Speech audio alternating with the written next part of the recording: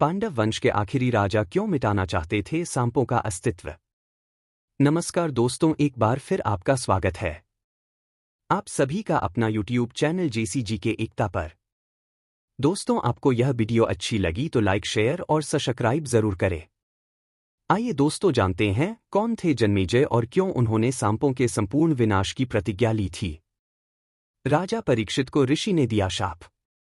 दोस्तों, महाभारत के युद्ध के बाद कुछ सालों तक पांडवों ने हस्तिनापुर पर राज किया, लेकिन जब वो राजपाट छोड़कर हिमालय जाने लगे तो राज का जिम्मा अभिमन्यु के पुत्र परीक्षित को दे दिया। परीक्षित ने पांडवों की परंपरा को आगे बढ़ाया, लेकिन यहां पर विधाता कोई और खेल खेल रहा था। एक दिन मन उदास होने पर राजा परीक्षित शिकार के लिए जंगल गए थे। शिकार खेलते खेलते वह ऋषि शमिक के आश्रम से समीप से गुजरे। दोस्तों, ऋषि उस वक्त ब्रह्मा ध्यान में आसन लगाकर बैठे हुए थे। उन्होंने राजा की ओर ध्यान नहीं दिया।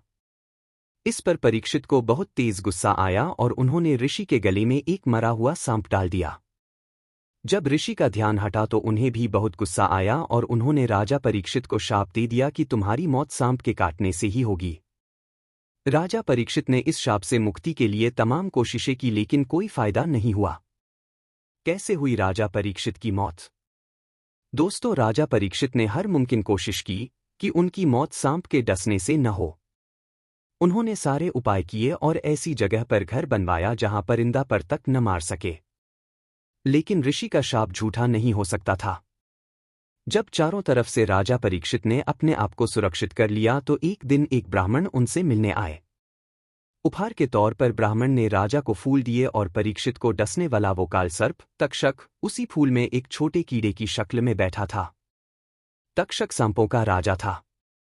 मौका मिलते ही उसने सर्प का रूप धारण कर लिया और राजा परीक्षित को डस लिया।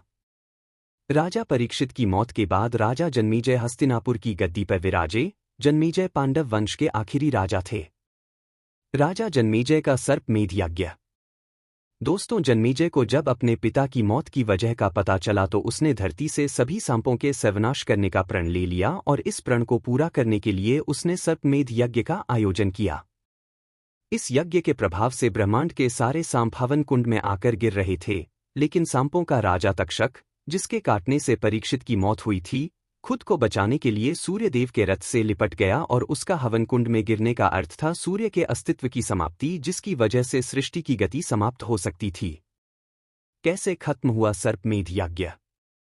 दोस्तों, सूर्यदेव और ब्रह्मांड की रक्षा के लिए सभी देवता जन्मेजय से इस यज्ञ को रोकने का आग्रह करने लगे, लेकिन जन्मेजय किसी भी रूप में अपने पिता की हत्या का बदला लेना चाहता था। जन्मेजय के यज्ञ को रोकने के लिए अस्तिका मुनि को हस्तक्षेप करना पड़ा, जिनके पिता एक ब्राह्मण और मां एक नाग कन्या थी। अस्तिका मुनि की बात जन्मेजय को माननी पड़ी और सर्पमेध यज्ञ को समाप्त कर तक्षक को मुक्त करना पड़ा। दोस्तों, महाभारत एक महाकाव्य है जिसमें कथाओं का विशाल संग्रह है। यह एक ऐसा ग्रंथ है जिससे मनुष्य को उसके हर प्रश्न का उत्तर मिल सकता है। महाभारत की कथाएं पूरी दुनिया में प्रचलित है। न केवल हिंदुस्तानी बल्कि विदेशी लोग भी इससे बेहद प्रभावित हैं। इससे इसके इतिहास का बाखूबी पता लगता है। इसमें बताई गई कहानियों के अनेक चरित्र आज भी पूरी शिद्दत से संपूर्ण जनमानस पर अपनी छाप छोड़ते नजर आते हैं। उन्हीं पात्रों में से एक पांडव कुल के अंतिम सम्राट जन्मेजय से जुड़ी एक कथा है, जिन्होंने एक बार पृथ्वी से सांपों का अस्तित्व मिटाने के लिए सर्पमेध यज्ञ किया, जिसमें पृथ्वी पर उपस्थित लगभग सभी सांप समाप्त हो गए।